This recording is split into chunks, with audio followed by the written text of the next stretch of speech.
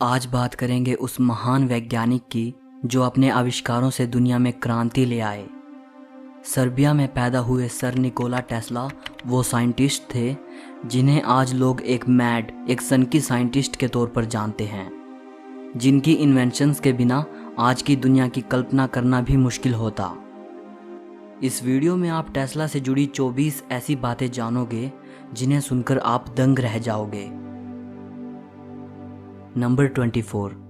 Tesla की याददाश्त photographic थी। वो जो भी एक बार पढ़ लेते या देख लेते वो उनके दिमाग में छप जाता था। अगर वो किसी बुक को पढ़ते तो पूरी बुक वर्ड फॉर वर्ड याद रख लेते थे। नंबर 23। टेस्ला जो भी सोचते थे या किसी नई इन्वेंशन का आइडिया अगर उनके दिमाग में आता तो वो उसे लिखने और ड्रॉ करने में अपना वक्त ज़ाया नहीं करते थे, बल्कि सीधे उस आइडिया पर प्रयोग करना शुरू कर देते थे। नंबर 22।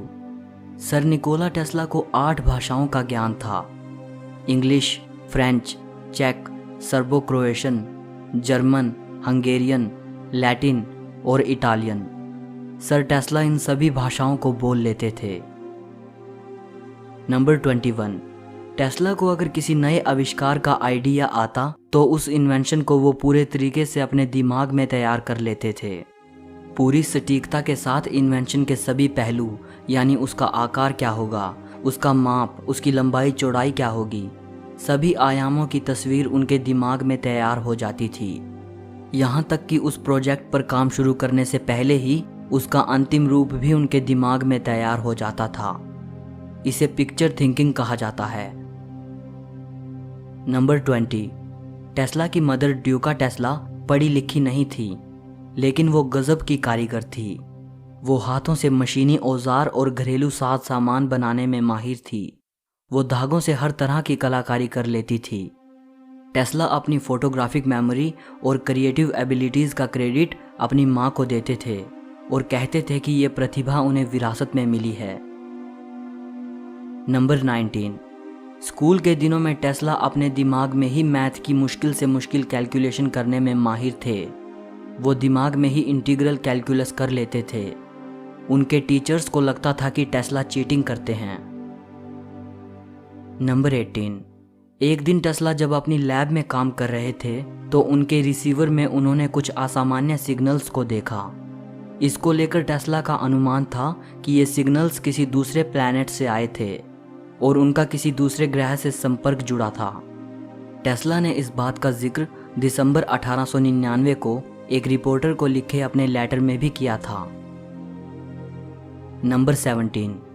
1934 में टेस्ला ने रिपोर्टर्स को बताया कि उन्होंने एक ऐसा महाहथियार डिज़ाइन किया है जो सभी युद्धों को ख़त्म कर देगा, जिसे डेथ रे कहा गया। टेस्ला ने बताया कि ये एक रक्षात्मक हथियार है। इसे देश के बॉर्डर पर लगाया जा सकता है और दुश्मन सेना और उनके एयरक्राफ्ट को देश की सीमा में घुसने से पहले ही मार गिराया जा सकता है। टेस्ला ने अपनी ज़िंदगी के दौरान इस बारे में कभी नहीं बताया कि यह सुपर वेपन कैसे काम करेगा। नंबर 16। टेस्ला ने आजीवन शादी नहीं की। टेस्ला कहते थे कि उनका ब्रह्मचर्य उनकी वैज्ञानिक उपलब्धियों में मददगार रहा है। बाद के सालों में टेस्ला ने एक रिपोर्टर से बात करते हुए ये कहा था कि कई बार वो ये महसूस करते हैं कि शादी ना करके उन्होंने साइंस के लिए एक कुर्बानी दी है। नंबर 15। टेस्ला का जन्म सर्बिया के एक धार्मिक परिवार में हुआ था। उनके पिता एक पादरी थे और वो चाहते थे कि टेस्ला भी पादरी बने, लेकिन टेस्ला को इसमें दिलचस्पी नहीं थी। नंबर 14। 17 की उम्र में टेस्ला को हैज़ा हो गया। कई बार ऐसा हुआ कि वो मरते मरते बचे। 8 से 9 महीने के लिए वो बिस्तर पर ही पड़े रहे। टेस्ला के फादर, जो कि उन्हें पादरी बनाना चाहते थे, निराशा के पलों में उन्होंने टेस्ला से वादा किया कि अगर वो इस बीमारी से निजात पाते हैं तो वो उन्हें बेस्ट इंजीनियरिंग स्कूल में भेजेंगे। टेस्ला स्वस्थ हुए और उनके पिता ने अपना वादा पूरा किया। नंबर 13। बचपन में टेस्ला को उनकी ज़िंदगी की बीत चुकी घटनाओं के दृश्य बार बार उनकी आंखों के सामने आते थे।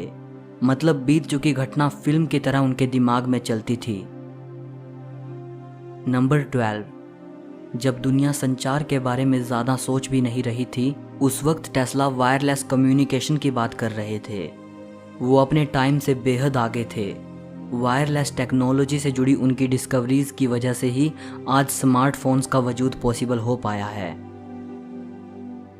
नंबर 11, 1896 में एक पब्लिक इवेंट में टेस्ला की मुलाकात स्वामी विवेकानंद से हुई थी। 13 फरवरी 1896 को अपने किसी दोस्त को लिखे एक लेटर में स्वामी विवेकानंद ने इस बात का जिक्र किया था। दोनों की इस टॉपिक पर बात हुई थी कि कैसे टेस्ला के एनर्जी को लेकर आइडियाज़ वेदांतिक कॉस्मोलॉजी से काफ़ी मिलते हैं। नंबर 10, टेस्ला ने एक रेडियो कंट्रोल नाव बनाई थी जो रिमोट से चलती थी। रेडियो कंट्रोल सिस्टम में रेडियो द्वारा ट्रांसमिट किए गए सिग्नल से डिवाइस को रिमोटली कंट्रोल किया जाता था। टेस्ला अपना ये आइडिया यूएस मिलिट्री को बेचना चाहते थे कि वो इसका इस्तेमाल युद्ध में रेडियो कंट्रोल्ड टोरपेडो के रूप में कर सकते हैं, लेकिन यूएस मिलिट्री ने इसमें इंटरेस्ट नहीं दिखाया। पहले विश्व युद्ध तक रिमोट रेडियो कंट्रोल के बारे में लोग ज़्यादा नहीं जानते थे, और पहले विश्व युद्ध के बाद तब इसके बारे में जानकारी बढ़ी जब कई देशों ने अपने मिलिट्री प्रोग्राम में इसका इस्तेमाल करना शुरू किया। सन 1898 में न्यूयॉर्क में हुए एक इलेक्ट्रिकल एग्जीबिशन के दौरान टेस्ला पहली बार रिमोट से चलने वाली इस नाव को लोगों के सामने लेकर आए। जब वहां मौजूद भीड़ ने इसे देखा तो किसी को भी यकीन नहीं हुआ और लोग कहने लगे कि ये कोई मैजिक है या फिर टेस्ला ने किसी ट्रेंड मंकी को नाव में बिठा रखा है। नंबर 9, अपने स्वास्थ्य के लिए टेस्ला हर रोज 13 से 16 किलोमीटर पैदल चलते थे। नंबर 8, टेस्ला को कबूतरों से बड़ा गहरा लगाव था। वो हर रोज उनको दाना डालते थे। टेस्ला अपने होटल के कमरे की खिड़की से भी कबूतरों को खिलाते थे। वो कहते थे कि एक सफ़ेद मादा कबूतर से उन्हें बेहद प्रेम था, वैसे ही जैसे कोई अपनी प्रेमिका से प्यार करता है। नंबर 7, टेस्ला अपनी ज़िंदगी के अंतिम सालों में शाकाहारी बन चुके थे। उन दिनों वो सिर्फ मिल्क, ब्रेड, हनी और वेजिटेबल जूस ही लेते थे। नंबर 6, 1884 में टेस्ला ने थॉमस एडिसन की कंपनी में काम किया। एडिसन ने टेस्ला को ऑफर दिया कि अगर वो उसकी इन्वेंशन जनरेटिंग डायनामोस को मॉडिफाई करता है तो वो उसे $50,000 देगा। उस ज़माने में ये बड़ी रकम थी। टेस्ला ने दिन के 16-16 घंटे काम किया और एडिसन को एक बेहतर वर्जन बना के दिया। बाद में टेस्ला ने एडिसन की कंपनी छोड़ दी और खुद की कंपनी को इस्टेब्लिश किया। टेस्ला ने एडिसन की कंपनी को क्यों छोड़ा था, इसकी वजह साफ नहीं हो पाई, लेकिन एक कहानी कहती है कि एडिसन ने टेस्ला को जो $50,000 देने का वादा किया था, टेस्ला की इतनी मेहनत के बावजूद भी वो उनको नहीं दिए गए और एडिसन ने ये कहकर टेस्ला को पैसे देने से इनकार कर दिया कि टेस्ला, तुम हम अमेरिकन्स के मजाक को भी नहीं समझते। नंबर 5, आज हम अपनी रोज़मर्रा की ज़िंदगी में जिस बिजली का उपयोग करते हैं उसका क्रेडिट टेस्ला को ही जाता है। टेस्ला ने ऑल्टरनेटिंग करंट सिस्टम को दुनिया के सामने रखा। एडिसन डायरेक्ट करंट को बेहतर मानते थे, जबकि टेस्ला ऑल्टरनेटिंग करंट को। डायरेक्ट करंट बिजली की उस धारा को कहते हैं जो एक ही दिशा में बहती है। डायरेक्ट करंट बल्ब और मोटर चलाने के लिए तो काफ़ी था, लेकिन इससे लंबी दूरी तक पावर ट्रांसमिशन करना पॉसिबल नहीं था, जबकि एसी सिस्टम में बिजली लगातार अपनी दिशा बदलती रहती है।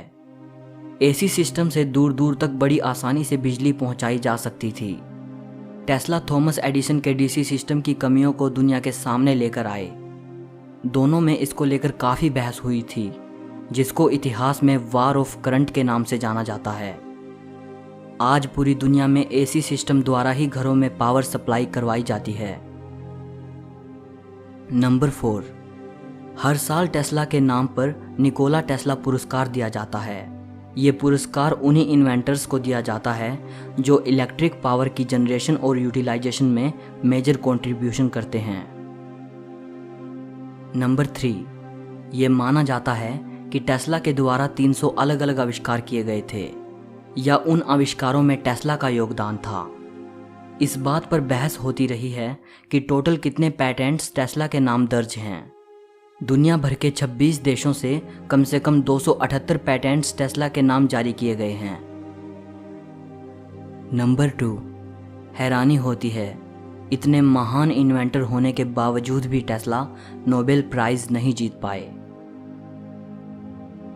नंबर 1, 7 जनवरी 1943 को न्यूयॉर्कर होटल के रूम नंबर 3327 में टेस्ला मृत पाए गए। अपने अंतिम दिनों में उन्होंने लोगों से मिलना बिल्कुल बंद कर रखा था। उन्होंने अपने कमरे के दरवाजे पर डू नॉट डिस्टर्ब का साइन लगा रखा था।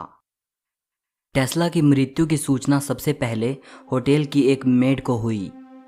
उसने टेस्ला के दरवाजे पर लगा डू नॉट डिस्टर्ब का साइन इग्नोर किया और सीधे कमरे में चली गई, जहां उन्हें टेस्ला मृत मिले।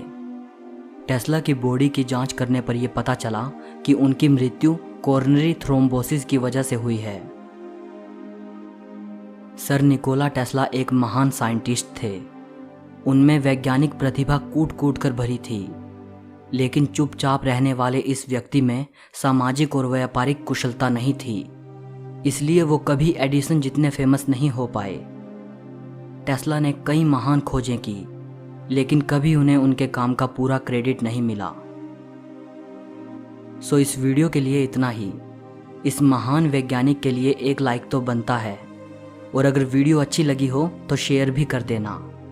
कमेंट करके मुझे बताइएगा कि आपकी सर निकोला टेस्ला के बारे में क्या राय है।